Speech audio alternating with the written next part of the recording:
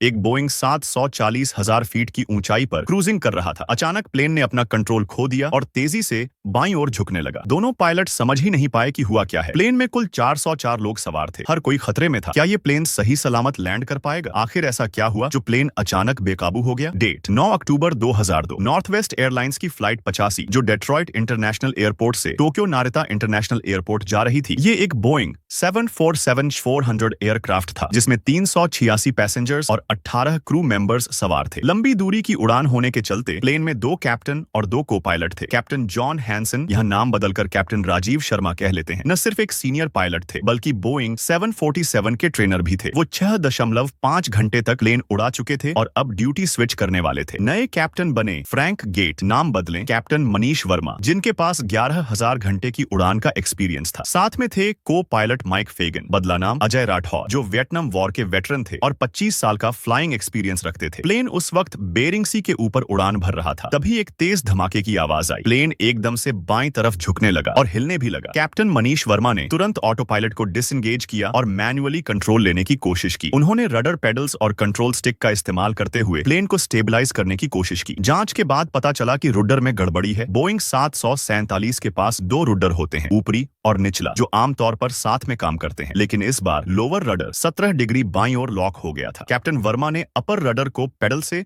और एलरॉन्स को control stick से कंट्रोल करते हुए प्लेन को बैलेंस में लाया। को पायलट राठौर ने इमरजेंसी चेकलिस्ट निकाली, पर उसमें ऐसी सिचुएशन के लिए कोई डायरेक्ट सोल्यूशन नहीं था। प्लेन अभी भी टोक्यो से 6 घंटे दूर था। इतनी खराब हालत में 6 घंटे उड़ाना बहुत रिस्की होता, इसलिए उन्होंने इमरजेंसी लैंडिंग के लिए एंकरेज इंटरनेशनल एयरपोर्ट अलास्का को चुना, जो सिर्फ 2 घंटे की दूरी पर था। लेकिन एक नई मुसीबत खड़ी हो गई। प्लेन जिस जगह उड़ रहा था वो 2 कॉन्टिनेंट्स के बीच का ओशियानिक जोन था, मतलब एक कम्युनिकेशन डेड जोन। रेडियो पर कोई जवाब नहीं मिला। तब को पायलट राठौर ने नियर बाय उड़ रहे नॉर्थ वेस्ट फ्लाइट 19 को कांटेक्ट किया और उनसे एंकरेज एटीसी को मैसेज पास करने को कहा। अब प्लेन ने एंकरेज की तरफ टर्न लिया। इस दौरान दूसरे 2 पायलट्स यानी कैप्टन शर्मा और को पायलट मोहित सेन कॉकपिट में वापस आ चुके थे। कैप्टन शर्मा ने कहा कि वो अब कंट्रोल संभालेंगे, लेकिन जैसे ही उन्होंने कंट्रोल लिया उन्हें एहसास हुआ कि इस डैमेज्ड प्लेन को उड़ाना बहुत ज्यादा मुश्किल है। इस दौरान कैबिन क्रू ने पैसेंजर्स को कामली समझाया कि कुछ टेक्निकल इश्यू है और सबको शांत रहना है। फ्लाइट अब भी 1300 किलोमीटर दूर थी। 35,000 फीट की ऊंचाई पर प्लेन को संभालना दिन ब दिन मुश्किल होता जा रहा था। कैप्टन शर्मा ने प्लेन को नीचे लाने का फैसला लिया ताकि ज्यादा डेंस एयरप्लेन को लिफ्ट दे सके। प्लेन अब 28,000 फीट की ऊंचाई पर था। कैप्टन शर्मा पसीने में भीग चुके थे, यहाँ तक कि उनकी टांगों में क्रैम्प्स भी आने लगे थे। फिर उन्होंने कंट्रोल को पायलट को सौंप दिया ताकि खुद थोड़ा रिकवर कर सके। 30 मिनट बाद प्लेन एंकरेज एटीसी से कांटेक्ट करने में कामयाब हो गया। एंकरेज एयरपोर्ट चारों तरफ से पहाड़ों से घिरा है, मतलब प्लेन को अल्यूशियन माउंटेन रेंज पार करना था और लैंडिंग का मौका सिर्फ एक बार था। इसलिए कैप्टन शर्मा ने पहले एक टेस्ट डिसेंट का फैसला लिया ताकि देखा जा सके कि लैंडिंग अप्रोच में रडर की प्रॉब्लम कितना इफेक्ट डाल रही है। प्लेन को 14,000 फीट पर लाया गया और टेस्ट किया गया। सब सही लग रहा था, लेकिन जैसे जैसे एल्टीट्यूड घटती रडर की मैल फंक्शनिंग ज्यादा प्रभाव डालती। लैंडिंग के वक्त एक और चैलेंज था, जैसे जैसे स्पीड घटती प्लेन का कंट्रोल कमजोर हो जाता। इसलिए कैप्टन शर्मा ने थ्रॉटल से प्लेन को बैलेंस करना शुरू किया। उन्होंने बाएं इंजन की थ्रस्ट बढ़ाई और दाएं की घटाई ताकि डायरेक्शन को बैलेंस किया जा सके। लेकिन ये रिस्की था। अगर अपर रडर भी फेल हो जाता तो प्लेन पूरी तरह अनकंट्रोलेबल हो जाता। कैप्टन शर्मा ने फ्रंट व्हील्स और ब्रेक, टोटल फ्लाइंग आवर्स थे 55,000 से ज्यादा